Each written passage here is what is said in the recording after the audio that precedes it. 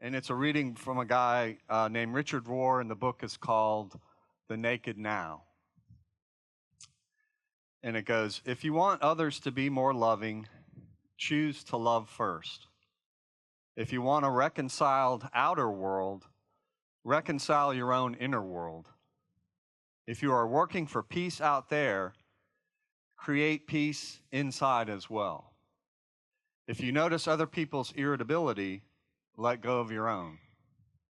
If you wish to find some outer stillness, find stillness within yourself.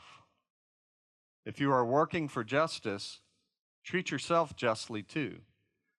If you find yourself resenting the faults of others, stop resenting your own. If the world seems desperate, let go of your despair. If you want a just world, start being just in small ways yourself. If your situation feels hopeless, honor the one spot of hope inside of you. If you want to find God, then honor God within you, and you will always see God beyond you. For it is only God in you who knows where and how to look for God. I like that reading a lot because it reminds me that what I want to see outside of me, I need to work on inside of me. And that my starting place really is me. You know, not to beat myself up nor praise myself, but to just be honest and see myself. So if I want to see love, if I want the world to be loving, then I got to love myself. And on and on and on it goes. Right? And it's a beautiful thought. But where it's really powerful is when you see it in action. Is when it happens in life, I think. And so I was flipping through Instagram the other day, and I have to admit, I kind of like Instagram.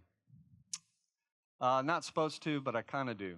And I was looking for just different things, and this thing came up on my feed, and it was an elderly, kind of in her 80s, 90s maybe even, old Southern white woman.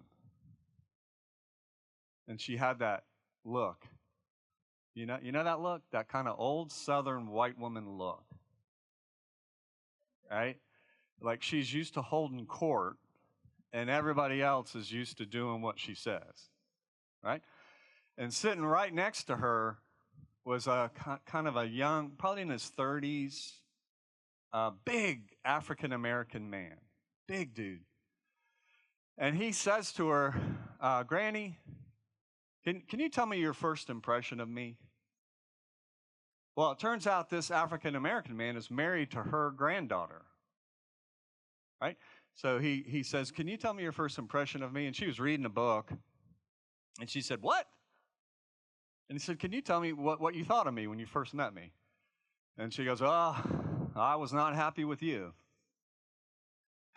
She goes, I didn't, she goes, you want me to be honest? I'll be honest. She said, I did not want my granddaughter dating somebody outside of our race. It made me very nervous. And she said, she dated you weren't the first person who was black that she dated. She dated somebody else before you, and he treated her terribly. She said, I despise that man. I was not happy with him at all.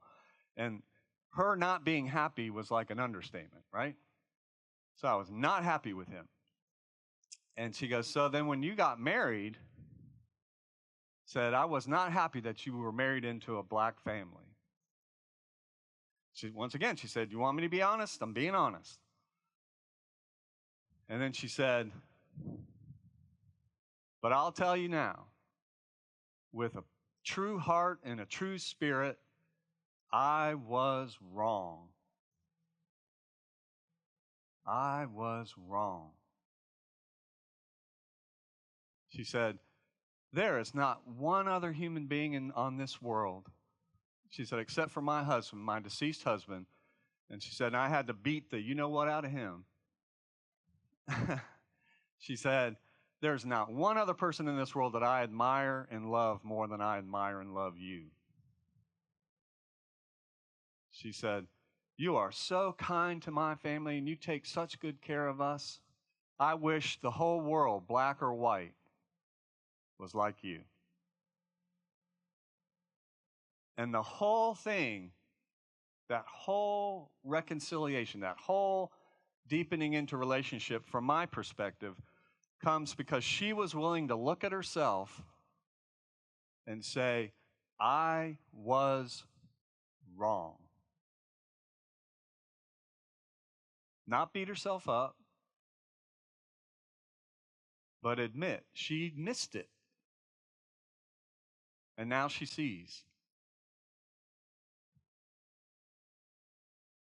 What kind of world would we live in if we all did that?